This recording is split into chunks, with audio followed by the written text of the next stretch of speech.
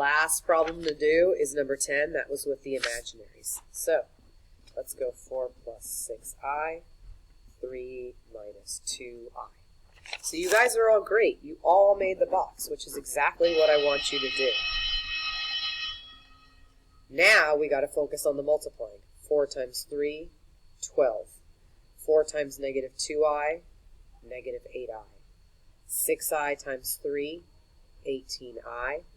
6i times negative 2i, negative 12i squared. Now, let me zoom it in because this is where it gets a little bit different. If I squared means negative 1, times a negative 12 makes it positive 12. Now I'm adding 12 plus 12, which is 24. And I'm going 18 minus 8, which is 10i. Let's do one more example. Number 11. 3 minus I, 6 minus 2i. Do my box. 3 minus I, 6 minus 2i. You guys did great on that. 3 times 6, 18.